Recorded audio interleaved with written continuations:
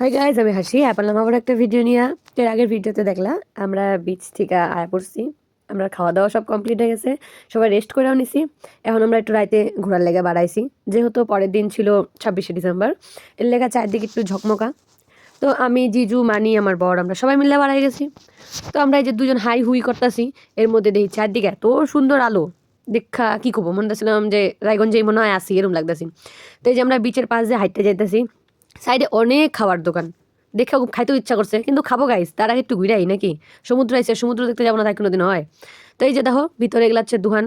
দেখে মনে হচ্ছে মরুভূমির মধ্যে দুহান বয়ে রয়েছে, হাঁটতে পারতাছি না, হাঁটতে গিয়ে পা আটকা যায়, আমার বড় রসেম হাঁটতে আর পারে না।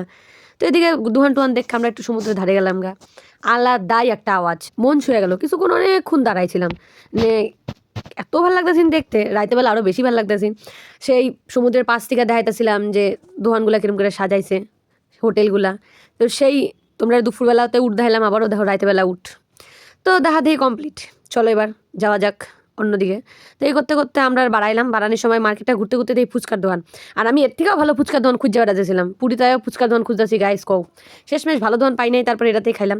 খাই আমার মুখটা দেখে দাও, আমি আর করতেছি এই ধরনের না খাইতাম না, 10 টাকার খাই যাই, অন্য দোকানে যাই। এই কয় এই দোকান থেকে 10 টাকার খাই বাড়াই গেছি।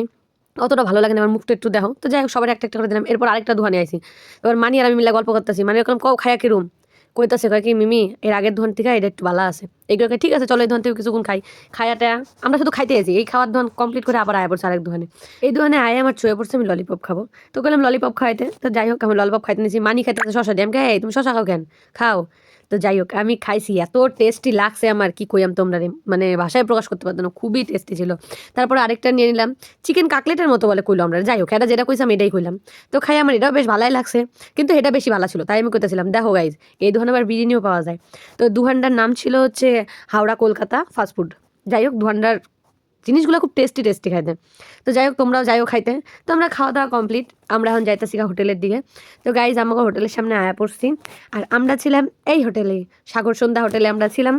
তো আমরা আয়া পড়লাম হোটেলে, আয়া পর রেস্ট করছি, রেস্ট করে টোরে এবার রাইতে খাইতে গেছি গা। তো আমরা সবাই খাইতে গেছিলাম গা, কেউ রুটি খাইছে কেউ ভাত খাইছে।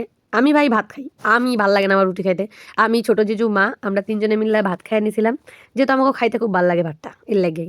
তো যাই হোক এদিক দিয়ে মানি পছন্দ যে মানি চাটি চাটি খাইবো, মানে চাটনি খাইবো, এর লেগে মানি চাটি খাইতেছে। তো যাই হোক ঝালও লাগছে আবার। তো ভিডিওটা কেমন লাগলো অবশ্যই জানাবা, ভালো লাগলে লাইক কমেন্ট শেয়ার সাবস্ক্রাইব। দেখা হবে পরের ভিডিওতে, টাটা।